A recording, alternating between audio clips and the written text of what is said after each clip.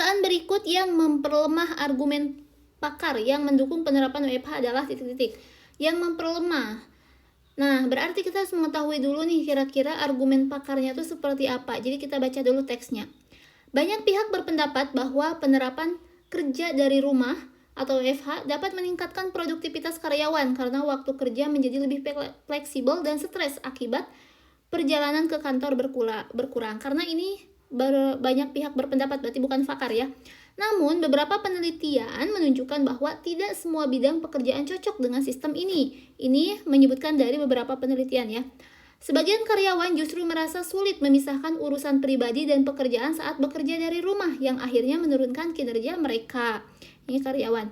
Kemudian, meskipun demikian, sebagian pakar tetap mendukung penerapan WFH dengan alasan bahwa sistem ini dapat mengurangi polusi udara akibat berkurangnya kendaraan di jalan. Nah, ini adalah argumentasi dari seorang pakar gitu. Kira-kira mana nih yang memperlemah? Berarti kalau yang memperlemah itu dia tidak mendukung dengan alasan ini gitu, dengan argumen ini. Kita lihat ya.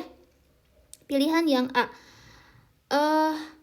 Banyak perusahaan melaporkan efisiensi biaya operasional setelah menerapkan sistem kerja dari rumah.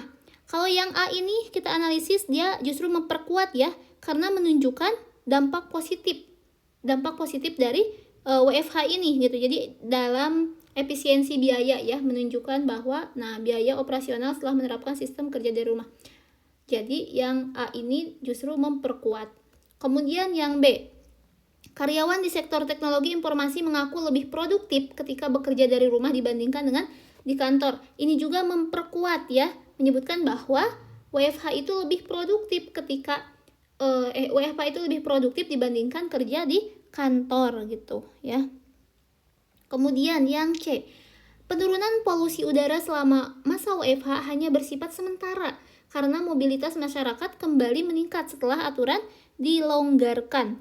Nah, untuk yang C ini dia memperlemah ya. Dia memperlemah menjelaskan bahwa efek penurunan polusi hanya sementara. Jadi argumen pakar itu tidak sepenuhnya valid. Dia tidak mendukung, justru dia malah memperlemah ya. Memperlemah gitu. Maka jawabannya itu adalah yang C.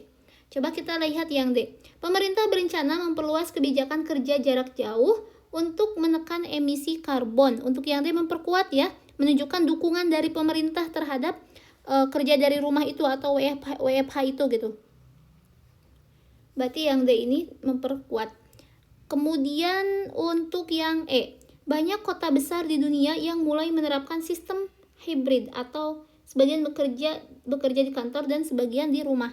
Kalau opsi yang E ini dia lebih kepada netral ya, hanya menggambarkan variasi sistem kerja aja, tidak membantah, tidak juga mendukung gitu. Jadi tidak memperkuat, tidak juga memperlemah. Jadi dia ada di tengah-tengah, netral. Jadi yang E ini tidak juga memperlemah. Maka jawabannya adalah yang C. Penurunan polusi udara selama masa WFH hanya bersifat sementara karena mobilitas masyarakat kembali meningkat setelah aturan dilonggarkan. Dia memperlemah sama argumen pakar di sini yang atas yang menyebutkan bahwa WFH dengan alasan bahwa sistem ini dapat mengurangi polusi udara akibat berkurangnya kendaraan di jalan.